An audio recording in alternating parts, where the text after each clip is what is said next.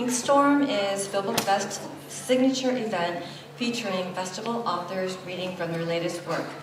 Over the next hour, authors will read for 5 minutes each. We hope you get to hear from one of your favorite writers and discover new ones.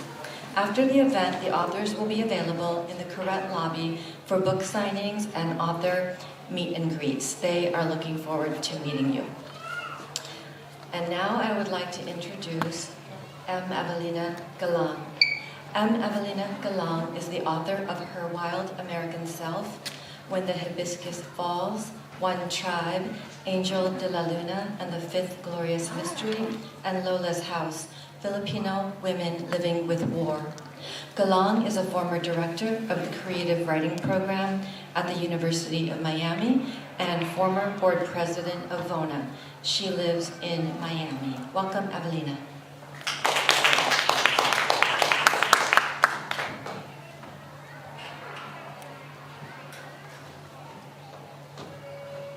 Thank you, Beverly. Thank you, Edwin. Thank you, all the organizers. I just want to say I've been crying all morning. All the presentations have been so beautiful and so moving and so inspiring, and I thank you for bringing us all together. I'll be reading from my short story collection, When the Hibiscus Falls, which just came out last year, and in honor of my mom, Gloria Galan. Strength is the woman. No one ever gets the story right. Marcus and I lived in the hollow of a bamboo reed. We were lost, tangled up in a thicket of long, thin shoots when a bagyo, heavy with rain and wind, swept us away. The islands were just forming. There was nothing but sea and sky and these bamboo stalks knocking into one another like tribal drums. During the monsoon, the bamboo circled us, swallowed us up whole. Marcus said he'd find a way to get us out. But all he did was whine. He was cramped. He was hungry. He had to relieve himself.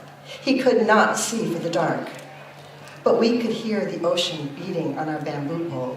We could hear wind sweeping across the sky. We could hear the cries of a prehistoric bird caterwauling like it too was lost. Marcus wept, bathed me in his tears.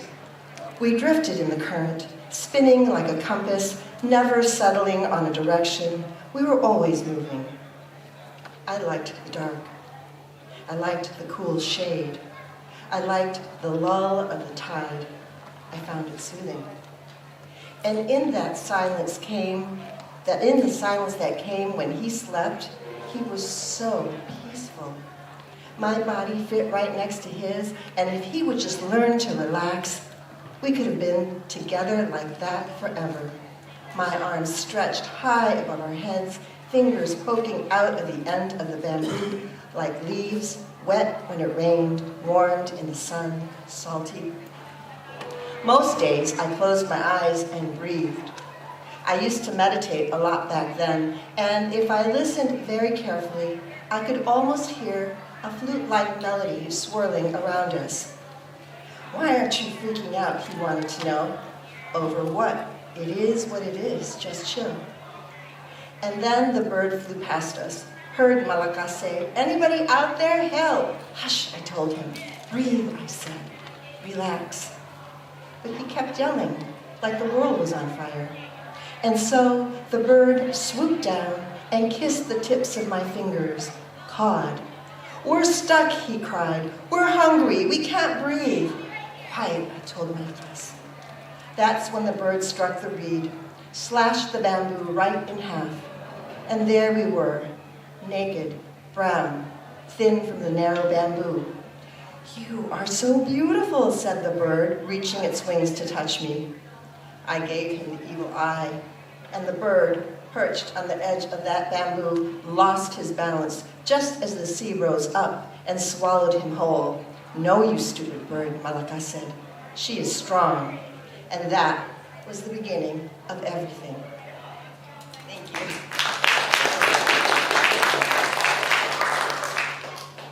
So I get to introduce Albert Samaha. Albert Samaha is a journalist at the Washington Post and the author of 2 books. Concepcion was a finalist for the National Book Critics Circle Award in autobiography.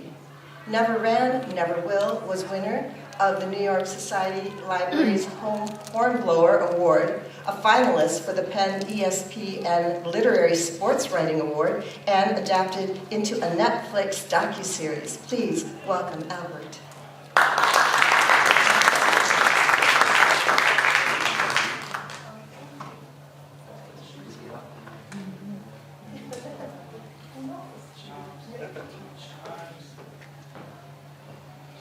Hello, everybody. Thank you for being here. Thank you for having me. Such an honor to be among so many wonderful writers. I'm going to be reading a passage from my book, Concepcion, which examines the role colonialism played in my family's migration story from the Philippines to the U.S. This passage takes place during World War II, when my grand auntie Caridad Concepcion was living in Manila during the Japanese occupation. The samurai sword, inches above Caridad's head, threatened all that was to come. The soldier's accusation was a death sentence, American spy. Nearly every day, Japanese soldiers had brought a group of American POWs into the cafe where Caridad worked, outside a detention center in rural Luzon, to feed them rice cakes and coffee during breaks from digging roads. One day, a soldier had overheard the prisoners telling Caridad their names while she was taking their orders. As the sword hung above her, Caridad's mind flashed with stories she'd heard of atrocities committed by the Imperial Army, the Filipino men and women detained or killed for failing to bow in the presence of Japanese officers, tortured for listening to American radio broadcasts, publicly beheaded for collaborating with the underground resistance plotting to upend the occupation. The soldier's suspicion was damning in itself, even if he couldn't prove it. Truth matters less than the beliefs of those who hold the swords. Caridad's chances of convincing him of her innocence were bleak in any case, but all the more so because she was indeed guilty of being a spy for the Americans. Caridad spoke fluent English and had studied U.S. history and literature in school and listened to American songs on the radio. She believed in the democratic principles of the U.S. Constitution and admired the nation's humble beginnings as a former European territory toppling its colonial oppressor before blooming into an empire strong enough to defeat Spain and generous enough to promise the Philippines independence by 1945. Japan's imperial expansion interrupted that plan. Caridad had been stunned and dismayed by how swiftly the tides had turned. The Imperial Japanese Army had taken over much of Asia, driven General Douglas MacArthur and his American forces off the archipelago, and captured the 76,000 U.S. and Philippine troops left behind. If the sword had sliced her skull that day, Caridad would not have made it across the ocean after the war, the first of our barangay to migrate to the States, nor would she have set up the landing point for the rest to follow. Her fate was one of countless breaks to swing our way, unnerving reminders that before a moment hardens into the past, it exists in the suspended fragility of the present. Caridad kept cool. She had imagined this moment, prepared for it as keenly as she studied for exams or brushed her loose curls before dances. For centuries, her ancestors had dealt with colonizers, studied their desires and prejudices, and learned survival tactics they passed on through generations. Caridad could tell from the soldier's accent that he had learned his English in Great Britain, probably in London, which would peg him as a member of his nation's privileged class, probably reared to internalize a sense of racial superiority over the darker-skinned people who stood as pawns on the global chessboard. An arm of the empire, he was empowered by the might at his back, carrying out duties aimed at elevating his people to their rightful place in the global order, securing a seat at a table long reserved for people of European descent. She was a humble cafe server, earning a paycheck in a poor country unmoored by war. In English deliberately broken and heavily accented with the blunted twang of the provincial natives, she uttered short, harried, declarative bursts that rose in pitch with each word, her tone conveying the shame of a servant ignorant of her misstep. She said she was not a spy. She had merely asked the Americans for their names so she could submit an itemized bill to the Japanese commandant who usually covered the tab. After a few seconds of contemplation, without another word, the soldier lowered his sword, turned on a boot heel, and ordered all the prisoners out of the cafe. Break time was over. The prisoners and soldiers have been coming into the cafe for weeks, and not once had any commandant paid for their coffee. Thank you.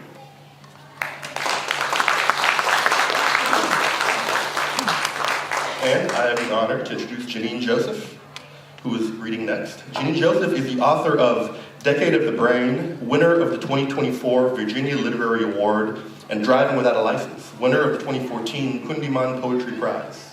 She served as co-editor of Here to Stay, Poetry and Prose from the Undocumented Diaspora. Janine is an associate professor of creative writing at Virginia Tech. Janine Joseph.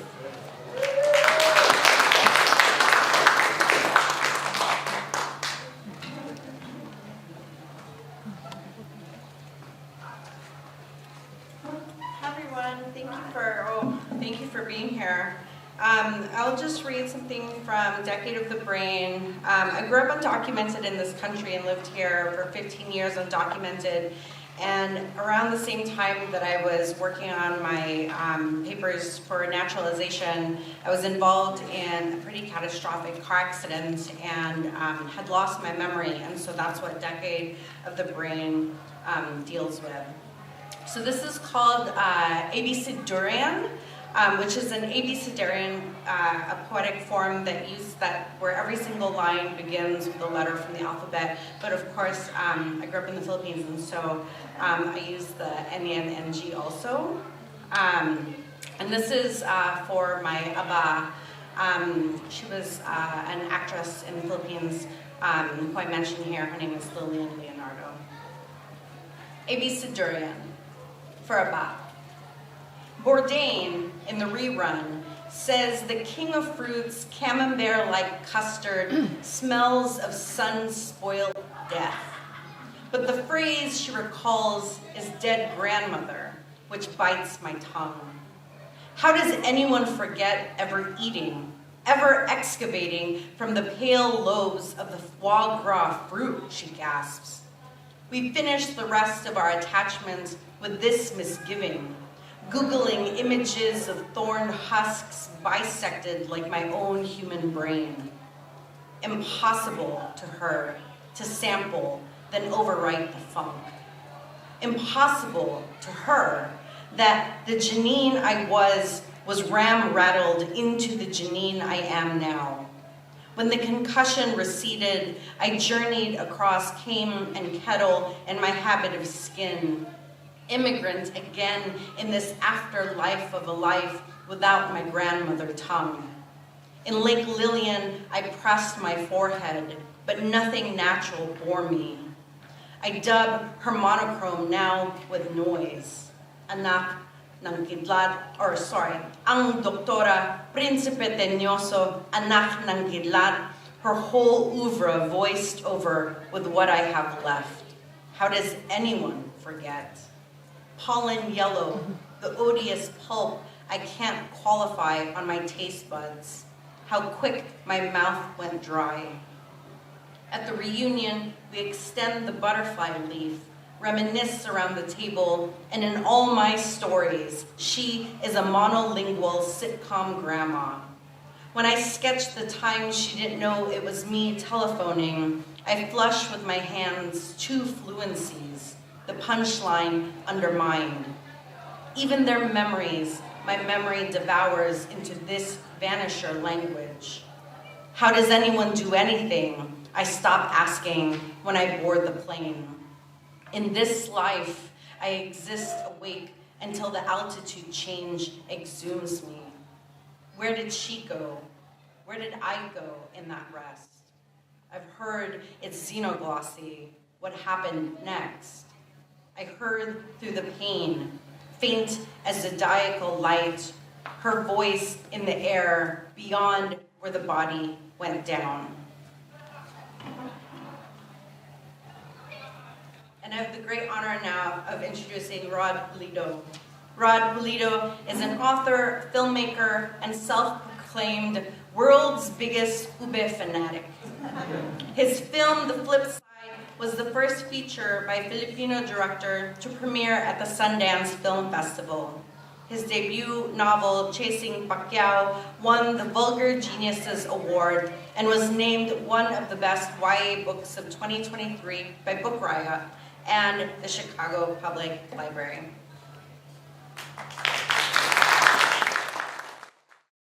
Is about Babayag Biani, a queer teen Filipino who gets outed and beaten and decides to learn boxing to defend himself by studying the fights of his hero, Manny Pacquiao, only to learn that Pacquiao himself has the same homophobic beliefs as the bully who torments him.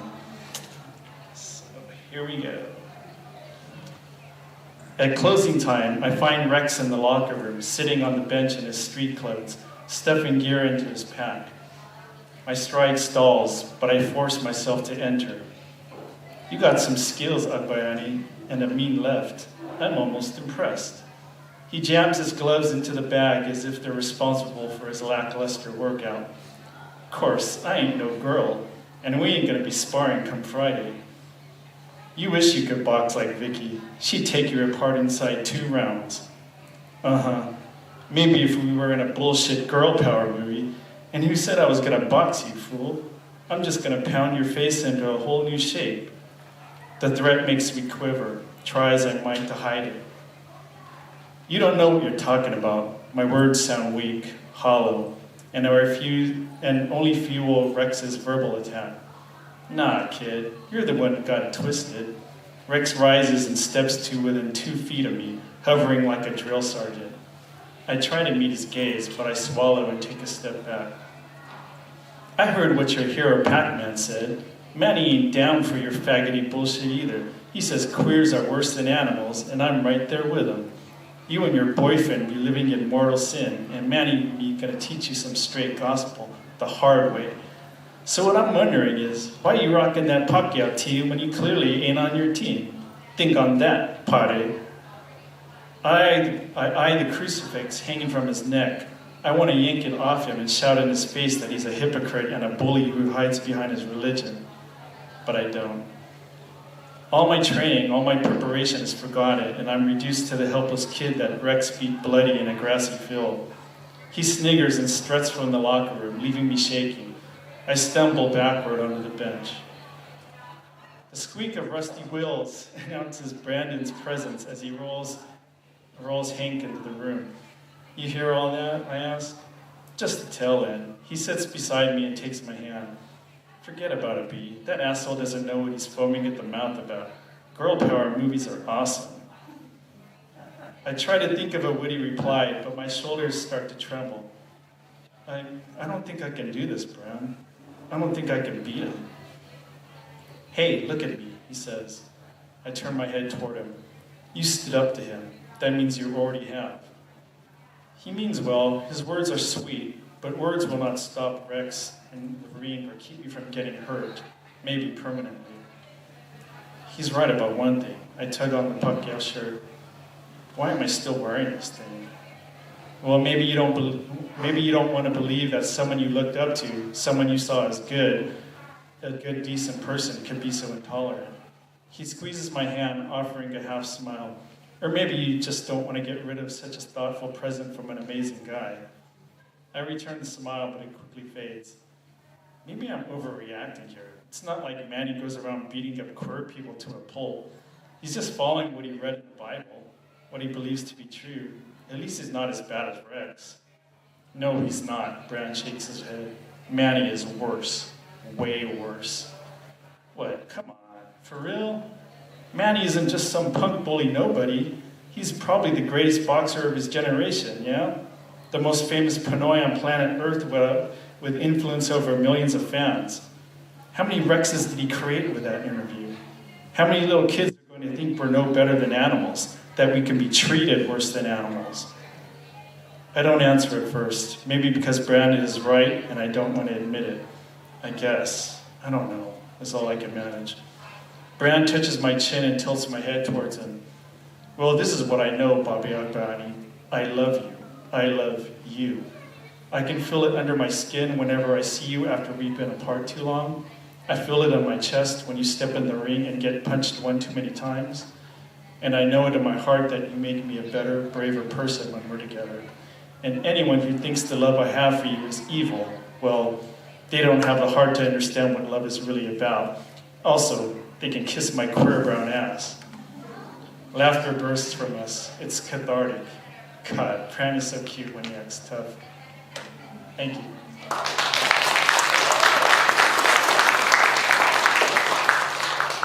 So I have the privilege of introducing Tony Robles. Tony is the author of 4 books of poetry, including Cool Don't Live Here No More, A Letter to San Francisco, Thrift Store Metamorphosis, and Where the Warehouse Things Are. He lives in Western North Carolina, where he was named a Carl Sandburg Writer in Residence. All right. All right.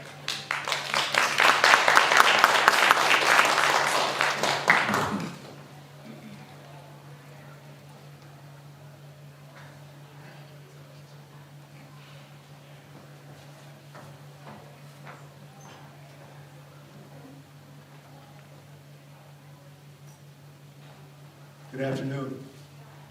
It's great to be back here in the Bay Area, in San Francisco at the main library for the Filipino International Book Festival.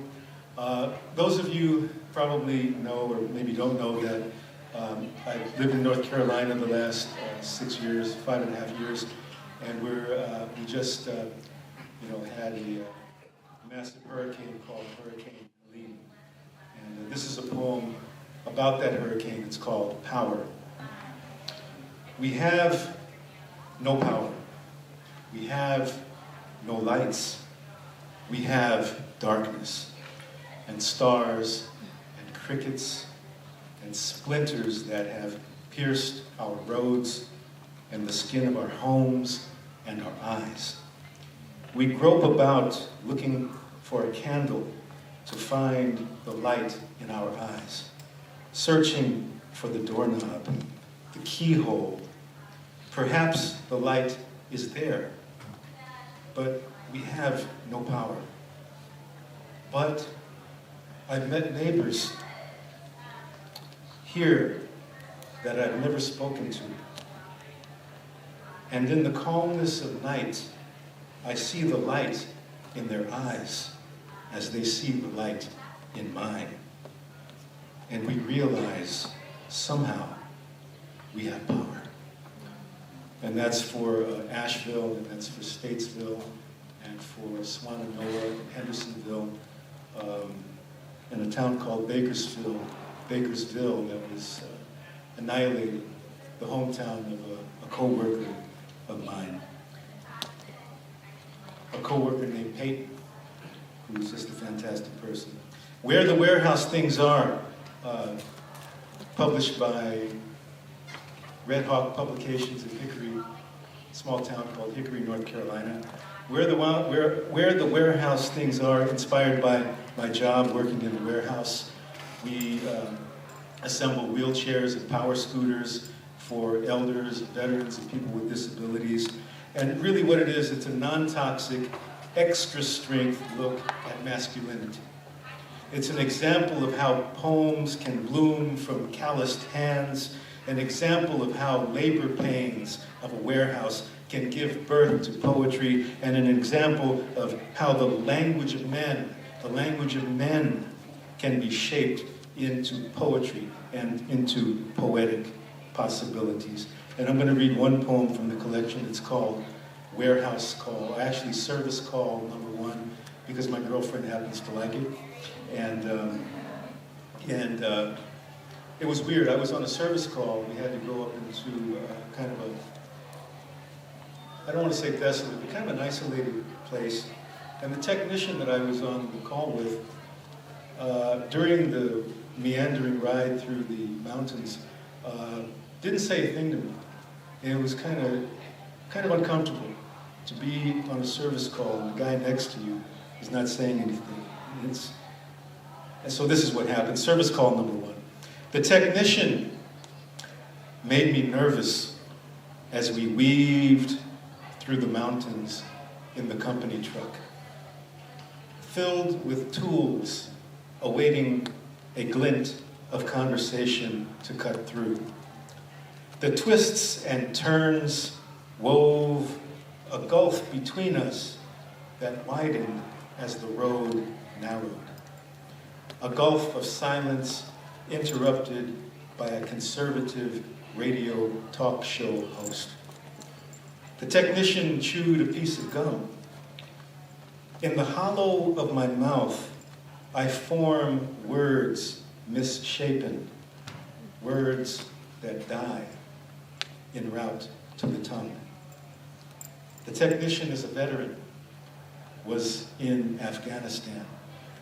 I have heard his laughter at the warehouse, a laughter of stones held hostage, before skipping across the face of water towards freedom, before sinking. We both possess Spanish last names that start with the letter R. We sift through silence as the road in front of us stretches and the gulf of silence widens. The wind sweeps over us, a crescendo of words stillborn as we are called to service. Thank you.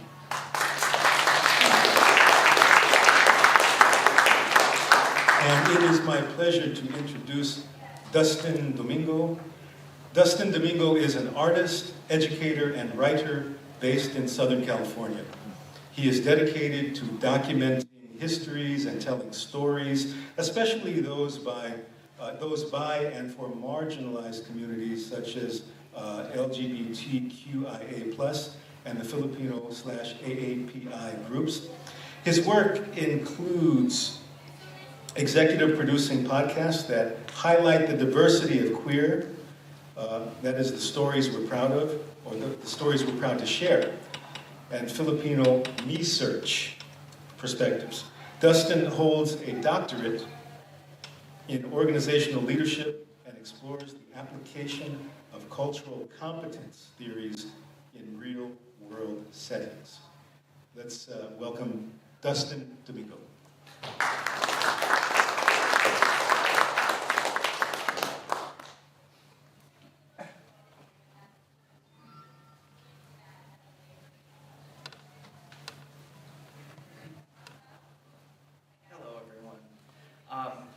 It's a real honor to be here because I am the primary author and editor of this book called With Love, What We Wish We Knew About Being Queer and Filipino in America. But the reality is that this book is so much bigger than myself. There are 50 queer writers who submitted letters to be part of a collection, which is this book. And my contribution to this book, other than my own letter, is to unpack all of the lessons learned from reading the lived experiences of the contributing authors.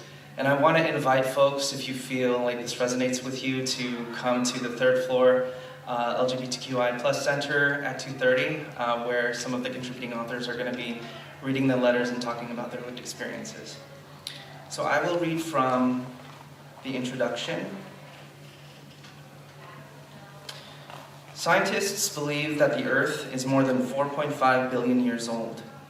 This chaotic floating rock in space, which we all call home, has been spinning on its axis for billions of years throughout the cosmos. Now imagine for a moment, a planet is just doing whatever planets do for ages upon ages, and then all of a sudden you, a little naked, vulnerable, breathing thing, is born. A life that just poof, suddenly takes up space on said planet seemingly from out of nowhere. A newly birthed sentient being who also happens to be the result of generations of your ancestors who have loved, hurt, and overcome. Ancestors who have certainly felt the gamut of human emotion. Ancestors who have faced struggles and challenges that present-day generations might only imagine.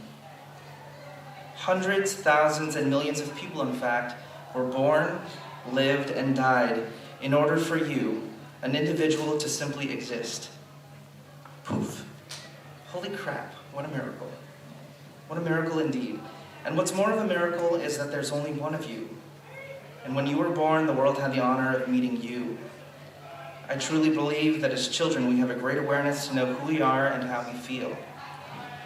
We may not have the vocabulary to express ourselves in great detail until we practice reading, writing, or talking. Still, we do have some innate understanding of identity, and we're capable of developing a sense of self. And as we move through the various stages of life, however, we grow and we change. And sometimes this change is very clear to us. Sometimes it's intentional. Sometimes we're triggered into change. Sometimes others might notice us changing before we can see it for ourselves. What we think we're observing during this change is this: an uncomfortable evolution into someone we're not, a new person we really don't know, someone far from who we were. This leads to discomfort for other people because now they're forced to do the work of meeting you and learning you all over again. You see, it's not the change that's hard, it's the transition that we can't bear. The transition is unpleasant for us and for others because it involves having to relearn and reframe the ways in which we view the world. It's these paradigm shifts that rock us to our core. And the social norms we held as inherent truths about humanity can break and rebuild. Rebuilding a sense of self can take a lifetime. For those of us lucky enough to feel more empowered and self-assured as we age, I'd like to imagine that it's not because we're moving away from who we are. Rather, I'd like to believe that those of us who begin to thrive and who begin to feel our power do so as a result of unlearning the social scripts that are taught to us growing up. Transitions are hard, but change allows us to thrive, and at the end of the day, we should realize that to change is not to move away from who we are. To change is to move towards who we always were.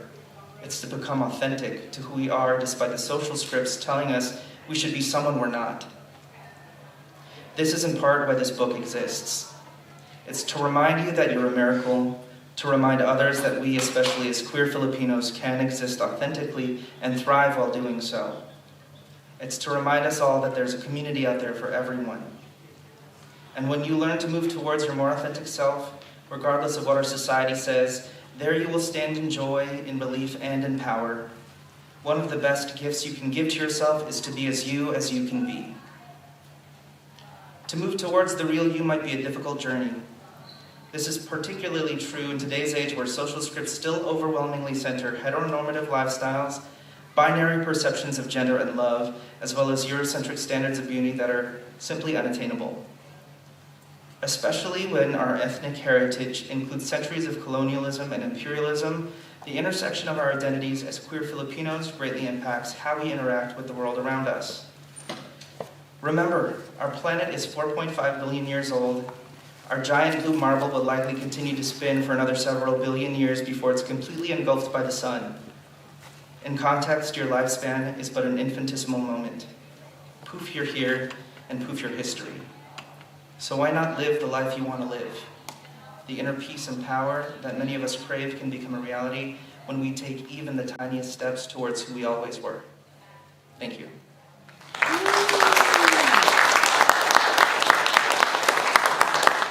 I have the honor of introducing Oscar Peñaranda. Oscar Peñaranda is the author of Seasons by the Bay, Full Deck, and the newly published follower of the Seasons, a one-thology and symphony. He participated in the forming of ethnic studies in schools and is a 2012 recipient of the Papansang Alagad ni Balagtas Award. Welcome, Oscar Peñaranda.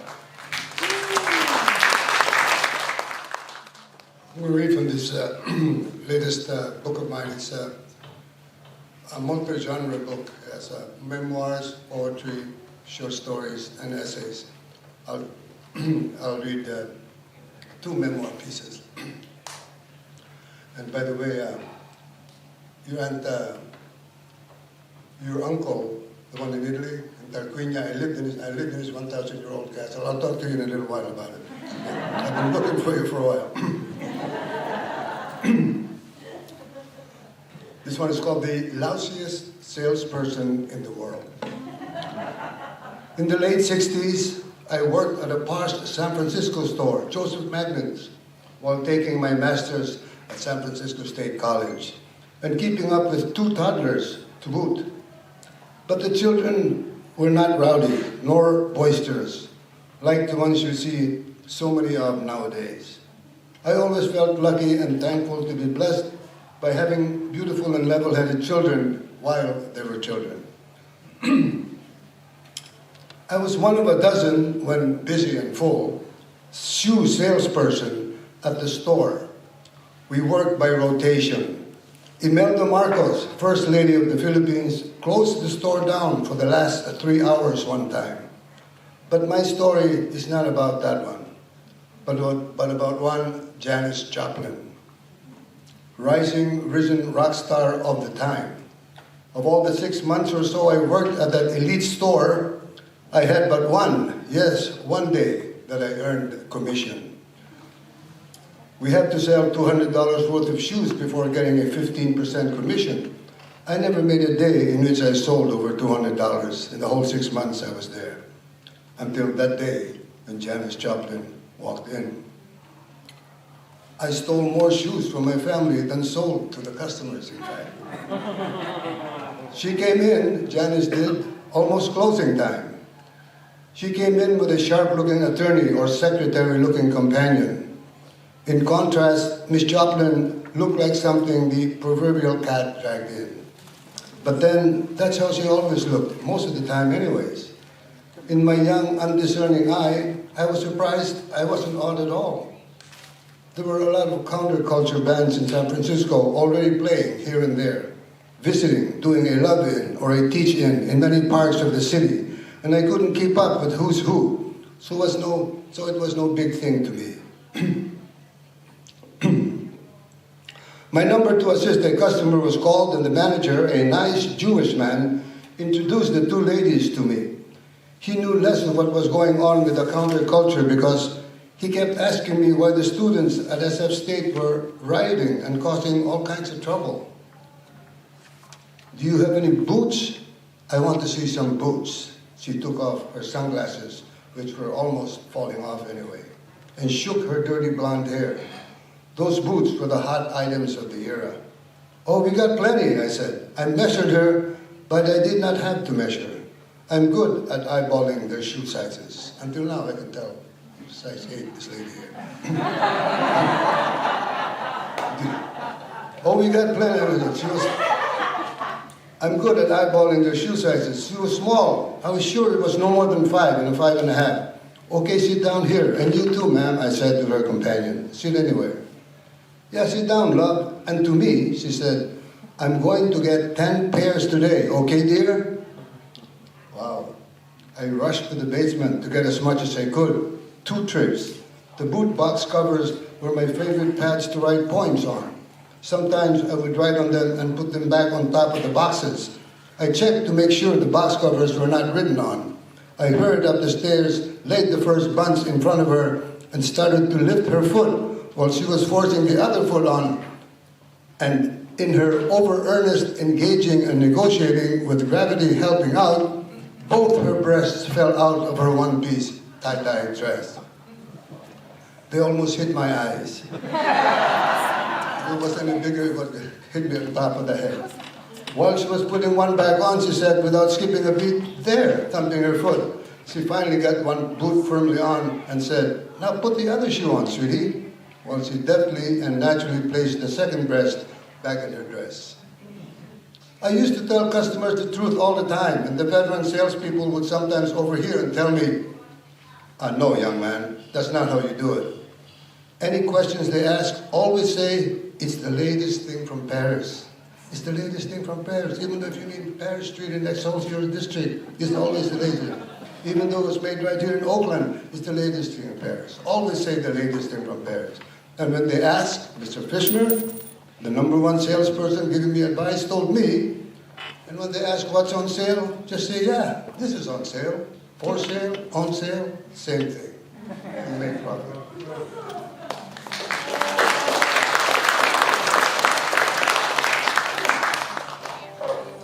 Yeah, this one here, I almost forgot. I have to do this.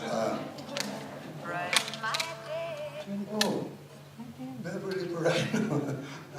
I'm going to do Beverly.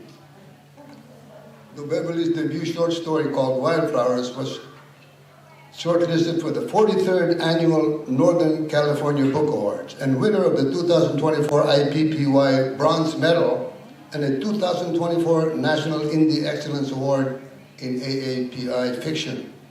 A board member of PAWA, she lives in the Sierra Nevada foothills, Beverly Barranco.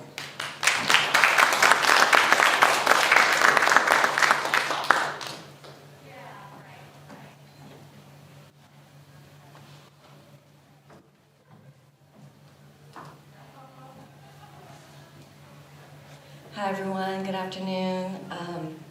Thanks to all the readers for your wonderful work and for especially staying on time. Super appreciate that. I'm going to time myself to make sure I'm on time. I just wanted to say it takes a lot to put a festival together. We couldn't do it without the San Francisco Public Library, our wonderful partners and supporters. Thanks to all the tech people. Can we just give a round of applause to all the tech people?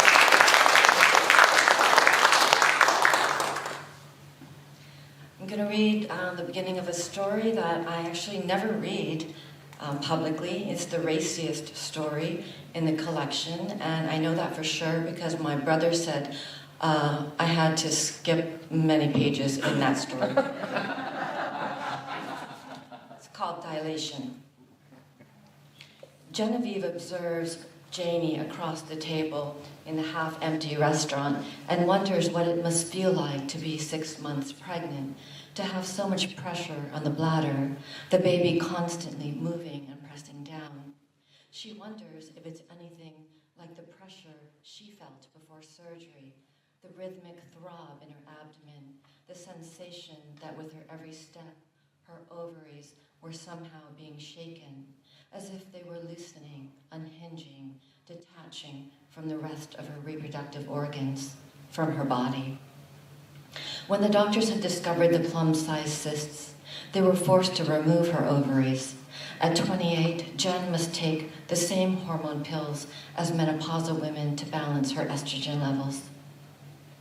While her boyfriend Winston and Janie's husband Charles reminisce about their graduate school days at USC, about working out in the gym late at night and networking in LA bars, Jen tries to initiate conversation with Janie, who is busy rubbing her belly with both hands, swirling them around and around the extra large bulge. Janie is one of those women who have it easy in life. Jen can tell by her long porcelain fingers and the way Charles places food on her plate. Janie's father, an investment banker, her mother, a stay-at-home mom and philanthropist in the Chinese community. As an only child, Janie grew up in Mill Valley, attending private schools and taking ballet, piano, and Chinese immersion classes. Jen grew up with 5 siblings and swam in the free community pool during summer breaks. To Jen, it was some sort of small miracle. They had come together at this table to share a meal. Jen knew a lot about Janie because Winston would give her the full bio of everyone he introduced to her. Jen's job that evening was to find a way to get Janie to connect Winston to her dad so he could pitch his startup idea. On the one hand, Jen wanted to land that meeting for Winston, to show him she's an asset to him and his startup. On the other, she felt uncomfortable that every social encounter came with a strategy and an end goal. Once, Jen had a quiet dinner with Winston's parents and siblings. His father went around the table asking each person about their job, which specific projects they were working on, what the goals for the project were, and any issues or challenges they had to address. It felt more like a work meeting than a family dinner. At her family dinners, the dishes were laid out in containers that they were cooked in, or in aluminum trays saved from previous parties, spread haphazardly across the counter, with a stack of thin paper plates, plastic utensils, and scratchy paper napkins. You sat wherever there was room and talked over as many people as you had to get a word in. Meanwhile, old school R&B blared from a speaker in the living room. Jen knew that Winston felt as uncomfortable with her family as she did with his, the only difference being that Jen tried to fit in. Jen looks across the restaurant beyond the vacant seats and tables through the large window that frames the Bay Bridge, a string of white lights stretching out to Treasure Island. Her dad had joined the U.S. Navy in Manila and was first stationed on Treasure Island as a young sailor. But this wasn't information Jen would be sharing with Charles and Janie. Their dads were successful and professional. In the distance, Jen watches a giant barge move in toward the Oakland port, gliding in at a slow, even pace. It's in no hurry at all. She wants the captain to slam his foot on the accelerator. She wants to see movement. At the rate it's traveling, it may never reach the shore. It might lose momentum just when the loading dock is finally within reach. Thank you very much. I have the pleasure of introducing May Respicio. May Respicio writes middle grade novels featuring strong Filipino-American kids.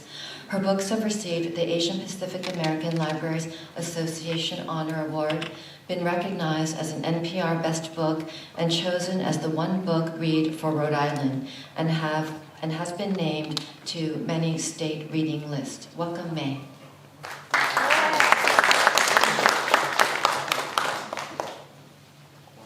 Hi, everyone. It fills me with such joy to be here, so thank you to the festival. I'm going to be reading from my latest middle grade novel in verse. It's called Isabel in Bloom, and this takes place in 1999 San Francisco, and it's all about a 12-year-old girl named Isabel who is reunited with her mom, who is an overseas Filipino worker, which is an immigration story that I think we all know about that affects millions of Filipinos, where they've had to leave their families behind in order to give them a better life. And so when Isabel gets to San Francisco, she struggles, but eventually she finds a garden. This garden has a few secrets, and it becomes the bridge between her two homes. So I'm going to be reading two poems from Isabel in Bloom. Home. I walk with my grandfather through 1,000 shades of green, plants dressed in dew, flowers flooded in light, as birds fill the trees with their wild, loud songs. Our garden comes alive in mornings. Lolo drags a hose, the water trickling slow. We pause at a planter of jasmine, sampaguita. Weeks ago, when I found out I'd have to say goodbye, he made me plant it. So when you return, you'll see how it's grown, he said. Jasmine, sampaguita, takes up most of this space. Rows of shrubs like fences, small white flowers perfuming the air with their sweet, lush musk. But we hover over mine, concerned, leaves wilted, brittle brown stems. No blossoms here. I crouch down. What's wrong, little Jazzy? I ask, almost expecting a reply. Plants respond to humans, our voice, our love. It's why I name and talk to some of ours, Elvis Parsley and Vincent van Gogh.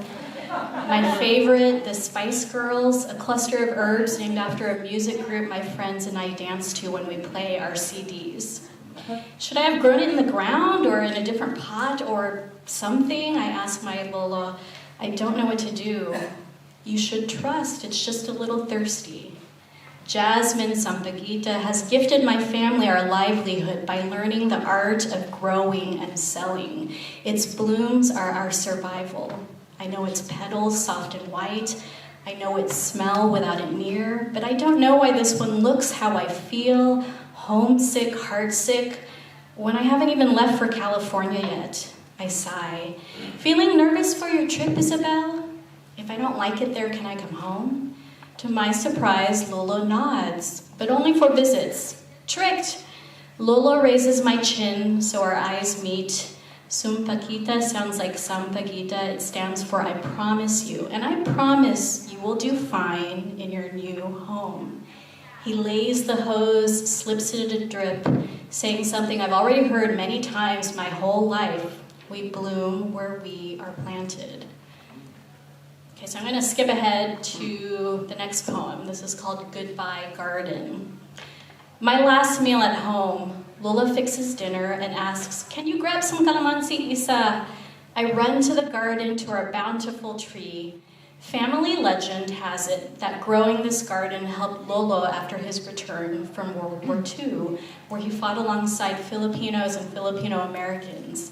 That this garden restored his mind, his soul, that growing vegetables helped my grandparents get their market business started. After Mama left, whenever I missed her, he'd take me here, his sacred place. I'd close my eyes and listen to morning songs of deep croaking frogs, the wind whistling through trees, his calm, low voice describing what had grown in the night.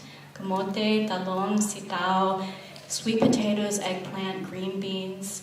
I love this garden. I love my hands dug into rich soil. When Lola tries to teach me the importance of growing, even though my thumb's not green. I love this garden for the bounty it brings, but what I can't forget here are Mama's goodbyes. I've only seen my mother 5 times in 5 years. Whenever she visits, she acts surprised that I've grown.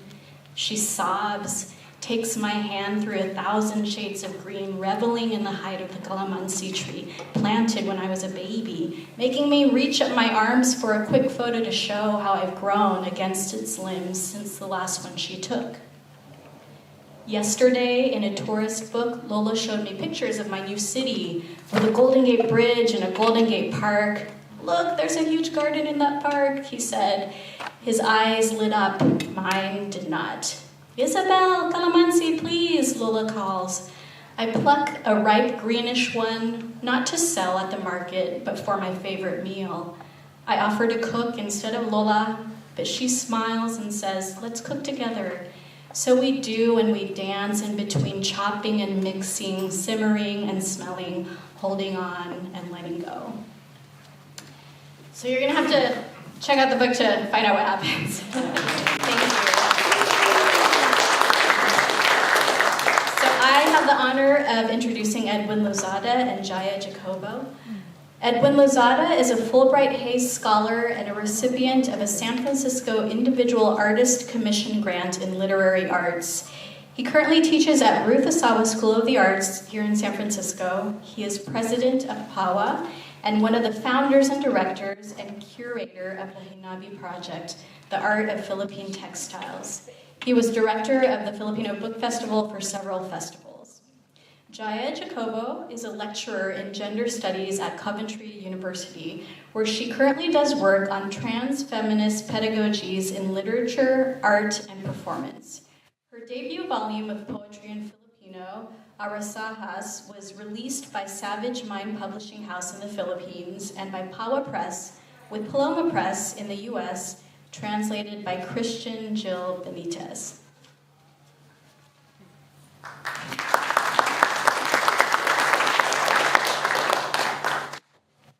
Good afternoon. You dropped them? I know.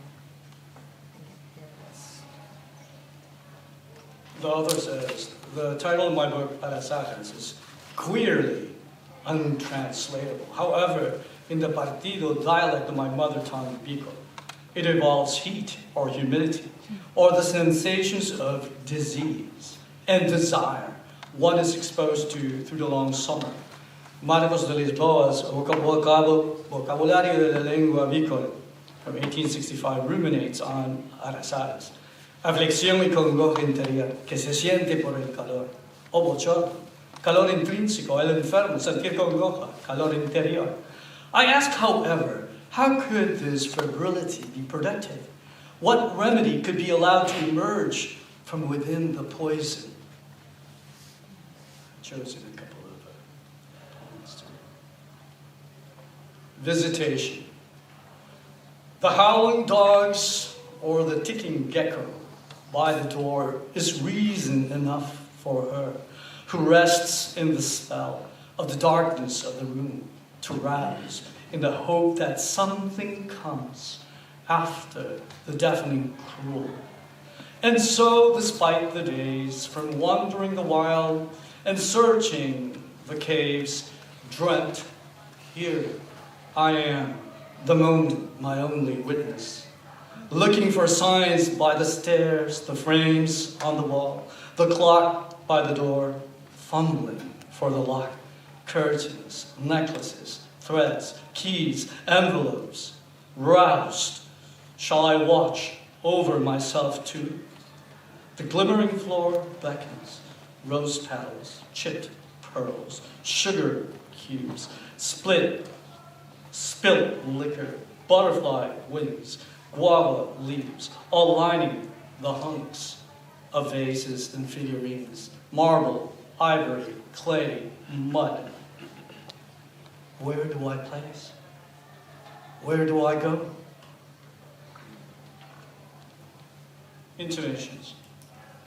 Each moment dark, the poem warms in the moon's eye, a prayer of devotion to the mole of a star. The utter void, sinking the nameless soul, all the dreams sowed. Forest of memories in every corner, nothing to forget between fire, flies, and the invisible. Despite the certainty of the sun rising, something shall echo in the last beating of the deserted. The world decays, scorched in blaze, cinders now aglow. And in the song, there is a word. The world is a shadow of the dark. And the last poem. Katipunan Nocturne. No song could midnight brag except the quivering strings of cicadas.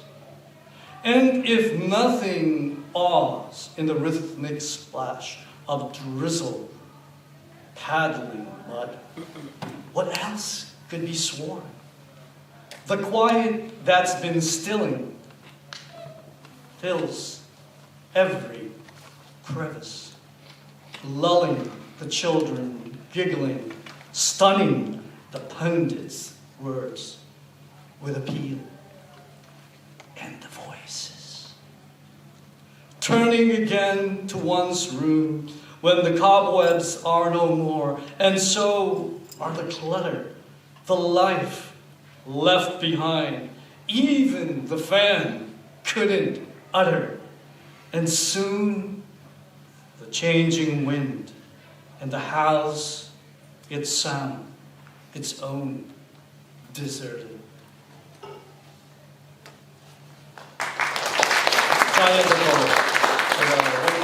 Translations by Christian Jill Benitez. Yvette Ten is called the Queen of Philippine Horror Stories. Her stories, Kulog and CD, both in her first short fiction collection, Waking the Dead, won the Don Carlos Palanca Memorial Awards for Literature in different categories in 2003, and a Nick Joaquin Literary Award in 2024 for her story, Horror Vacui. Yvette Ten.